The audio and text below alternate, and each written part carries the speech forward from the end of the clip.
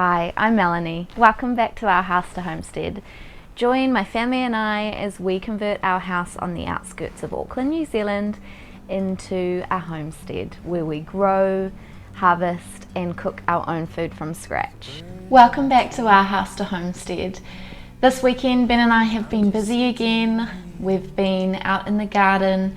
Ben has been working all week. He's come home and he's mowed the whole orchard. It is looking amazing. I have been working hard in the vegetable garden that he built me a couple of weeks ago and have laid down the compost and the mulch, and now I'm planting in seedlings. It's all very exciting here. We're reaching the end of spring and everything is growing and it's beautiful. I'm still really grateful that it's raining a little bit. I am out in the garden nearly every morning watering, and I'm assuming that's going to be something coming up for summer. Fred and George have also been very busy in the garden. But every day that I'm out in the garden, they're there with me. They are really loving homestead living, and I love seeing their personalities come out now that they've got the freedom to roam around and less traffic to navigate. And I'm definitely a lot calmer about them being out and about. They are very good helpers in the garden. Sometimes they tend to lie on certain plants, but I figure rather than putting a whole lot of stakes and netting and fencing around everything, I have to sacrifice a couple of plants. Today we're going to look at making homemade mayonnaise. It uses fresh eggs. It's something that we make very regularly. Obviously it doesn't keep very well, there's no preservatives in it, but you know exactly what is in your mayonnaise.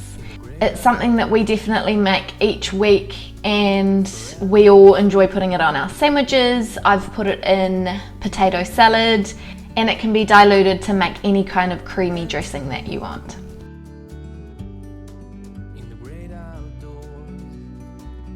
Alright, so let's get on to making our mayonnaise. You're going to need a jar.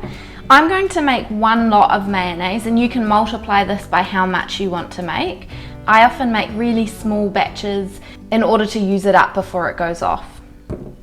So you need a jar that's bigger than the amount of mayonnaise that you want, because I'm going to use an immersion blender and it will rise slightly and we don't want it coming out. Into the jar you put one free range egg.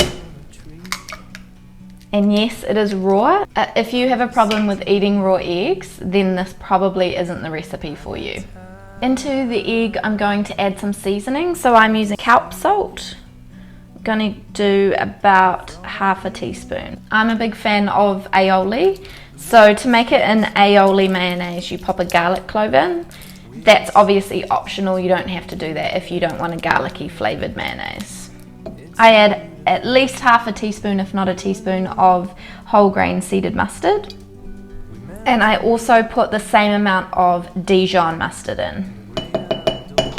We need some kind of acid in our mayonnaise, so I'm going to use fresh lemon juice. You could also use apple cider vinegar. You're going to need about a teaspoon to a tablespoon, but it's based on taste. I'm going to use about half a lemon. You could also add the lemon zest if you grated it finely, and I've also put in preserved lemons. That adds a really nice flavour. This is the really important part. For one egg you need to add about half a cup of oil. You want to pick an oil that's quite plain or mild in flavour. I'm using a mild olive oil. You could also use an avocado oil, that would be really nutritionally good. So half a cup of oil straight in. There's lots of different methods. Some people like to add it in slowly while they're emulsifying. I like the easy option. And now all that's left to do is use your immersion blender and blend it up so that all of the egg is emulsified in with the oil.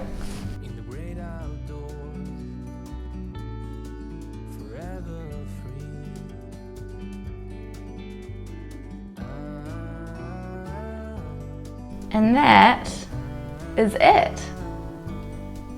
If you find that your mayonnaise isn't thick enough, you just need to add a little bit more oil. So this is my basic recipe. I always put garlic in, but you don't have to. If you're wanting to make something for a specific dish, you could add the herbs that you require, like basil or dill or mint. Basically, the options are endless.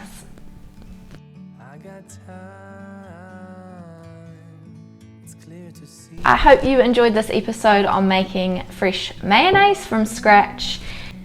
Coming up, I'm going to be revealing what we've been working on in the orchard and the vegetable garden, so stay tuned to check that all out.